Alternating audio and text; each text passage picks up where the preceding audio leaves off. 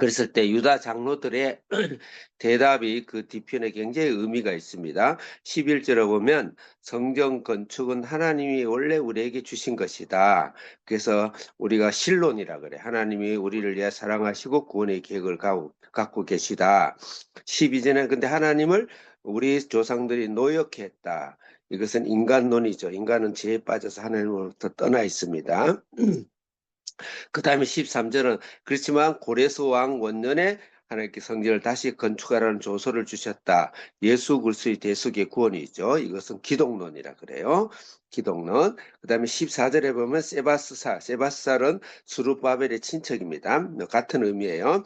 세바스살에서 성전을 다시 건축하도록 했다. 이것은 우리가 믿음으로 구원받는 구원론을 이야기한다. 그런 신앙의 고백을 학개와 스가랴 말씀을 기준으로 해서 내 감정에 의존하지 않고 내 삶의 어려움에 의존하지 않고 우리가 신앙의 승리, 내 삶의 승리를 하기 위해서는 반드시 말씀을 믿음으로 붙들게 되면 모든 문제를 우리 신앙을 성장할 수 있다. 이렇게 보는 거예요. 그래서 그 조서를 오늘 1절에 발견했다는 거예요. 이 놀라운 사실이죠. 2절 읽겠습니다. 시작. 내 대도 양메다 궁성에서 약 한 두루마리를 찾았으니 거기에 기록하여 예. 아멘. 3절 크게 시작. 고레스 왕 원년에 조서를 내려 이르기를 예루살렘에 있는 하나님의 성전에 대하여 이르노니 이 성전 곧 제사 드리는 처소를 건축하되 지대를 견고히 쌓고 그 성전의 높이는 60규빗으로 너비도 60규빗으로 하고 예, 4절 크게 읽겠습니다. 시작. 흰돌 세 켜에 새 나무 한 켜를 놓으라. 그 경비는 다 왕실에서 내리라. 그 경, 5절 읽겠습니다. 시작. 또 느부갓네살이 예루살렘 성전에서 탈취하여 바벨론으로 옮겼던 하나님의 성전 금, 은, 그릇들을 돌려보내어 예루살렘 성전에 가져다가 하나님의 성전 안 각기 제자리에 둘지니라 하였더라. 아멘. 안에 한 절 한 절을 다 묵상하면 참 은혜가 크죠. 전체를 제가 정리하겠습니다. 우리의 마음속에 감추인 하나님의 조서를 발견하자는 거죠. 예. 우리 안에 있는 감추인 조서를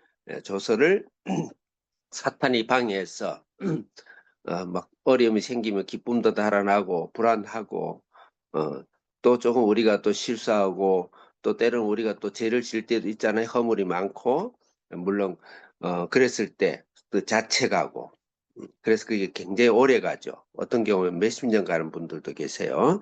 그래서 빨리 하나님이 조서를 발견해라. 내 속에 예수 그리스도, 용서하신 예수 그리스도, 나를 사랑하신 예수 그리스도. 그를 말씀에 대한 믿음으로 해야 돼. 믿음으로. 앞장이 5장이 믿음이죠. 말씀에 대한 믿음이에요. 내가 감정에 의존하지 마시고.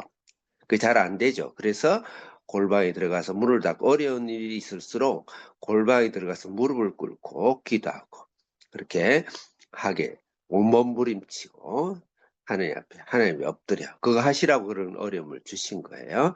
그래서 우리 속에 감춰져 있는 문서를 하나님 앞에서 발견하도록 성령께서 우리를 이렇게 아침에 큐티도 인도하시고 주시고 또 서로 중보 기도를 해주시고 그렇게 하시죠. 그래서 내 마음속에 감추인 보화를 위해서 밭을 전체를 살듯이 우리 하루의 일생에 우리 인생에 있어서 그런 삶을 주님 앞에 우리가 살도록 하신다. 그 다음에 6절 읽겠습니다. 시작. 이제 유브라데 강 건너편 총독 다뜨네와 스달 보스네와 너희 동관 유브라데 강 건너편 아바삭 사람들은 그곳을 멀리하여 예, 6절, 7절 읽겠습니다. 시작. 하나님의 성전 공사를 막지 말고 유다 총독과 장로들이 하나님의 이 성전을 제자리에 건축하게 하라. 네. 그렇게 했을 때 우리가 하나님이 잊혀진 내 속에 예수 그리스도, 구원의 기쁨, 감격, 성령의 충만, 주님의 믿음의 구원, 사탄이 그걸 자꾸 감춰서 그걸 못 보게 하는데 그것을 우리 안에서 하나님께서 발견하고 날마다 그 속에 깊이 들어갈 때 하나님의 삶의 실제적인 응답들이 점점점 그것을 우리 빌 브라이슨 풍성한 삶이라고 그랬어요. 초자연적인 삶이라고 그랬어요. 그 삶을 주님께서 주신다. 주장해야 된다. 믿음으로 내 삶을 명령해야 된다. 여기서 첫째는 뭐냐면은 사탄을 쫓아냅니다. 공사를 막지 말도록 다시금 좀 멀리하라. 그곳에서 멀리하도록 접근 금지 가처분을 내린 거죠. 예? 접근 금지 가처분. 예. 가처분을 사탄에게 하나님께서 내리신 거예요. 그러니까 믿어야 돼. 그래서 예수님이 제일 많이 하신 일이 귀신을 쫓아냈죠. 사도 바울이 가는 곳마다 한 것이 뭐죠? 귀신을 쫓아냈죠. 예수 그리스도의 이름으로 귀신을 쫓아내는 것은 하나님의 예수의 이름으로 접근 금지 가처분을 내린 거예요. 자, 8절 읽겠습니다. 시작. 내가 또 조서를 내려서 하나님의 이 성전을 건축함에 대하여 너희가 유다 사람의 장로들에게 행할 것을 알려노니 왕의 재산 곧 유브라데 강 건너편에서 거둔 세금 중에서 그 경비를 이 사람들에게 끊임없이 주어 그들로 멈추지 않게 하라. 아멘. 감사하죠. 세상은 불의한 재물입니다. 우리가 이 세상의 재물이 아무리 많은들 무슨 소용이 있겠어요? 하나님 별로 기뻐하지 않아요. 그렇지만 이 불의한 재물로 주님을 위해서 사용하도록 왕의 재물로, 세상의 왕의 재물로, 세상의 재물로 우리가 충분하게 이 땅의 하나님의 나라를 위해서 살아가도록 주신다. 오늘도 여러분 가정 속에, 인생 속에 사탄이 쫓겨나가고 사탄의 접근 금지 가처분을 주님이 여러분들이 사용하시고 물질을 주시고 하나의 필요한 것을 주실 줄 믿습니다. 9절 읽겠습니다. 시작. 또 그들이 필요로 하는 것 곧 하늘의 하나님께 드릴 번제의 수송아지와 숫양과 어린 양과 또 밀과 소금과 포도주와 기름을 예루살렘 제사장의 요구대로 어김없이 날마다 주어 날마다 줘. 10절 시작. 그들이 하늘의 하나님께 향기로운 제물을 드려 왕과 왕자들의 생명을 위하여 기도하게 하라. 네, 예배가 끊이지 않죠. 여러분 만나 하늘의 만나 광야의 만나 기억나시죠? 하나님께서 날마다 여러분 말씀의 은혜, 말씀의 능력, 말씀과 성령과 기도의 은혜가 예배가 하나님 앞에서 영적 예배가 깊어지고 풍성한 그런 하나님의 축복을 주신다. 네. 어떨 때 내 속에 있는 감추인 하나님의 다리오의 조서를 내가 발견하고 더 찾을 때 11절 읽겠습니다. 마지막으로 시작. 내가 또 명령을 내리노니 누구를 막론하고 이 명령을 변조하면 그의 집에서 들보를 빼내고 그를 그 위에 메어 달게 하고 그의 집은 이로 말미암아 거름더미가 되게 하라.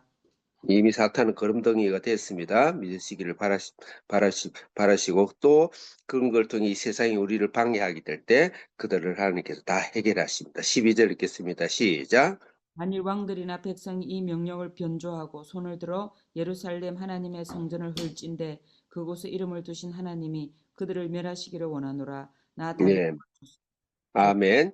우리가 세상 사람을 보복할 수는 없지만 하나님께서 그 죄악을 악한 것들을 하나님 보호하시고 나의 이름을 높이 올리시는 명예를 회복한다. 기도하겠습니다. 살아계신 하나님 아버지 감사합니다. 내 속에 감추인 보바 모든 재산을 팔아 그 감추인 보아에 밭을 사듯이 내 속에 귀한 것을 감사하고 다른 것이 따르지 않을지라도 그거 하나로 하나님께 감사하고 울며 기도할 때 하나님께서 이 모든 축복들을 주신 것을 감사하며 오늘도 나아가게 해 주옵소서.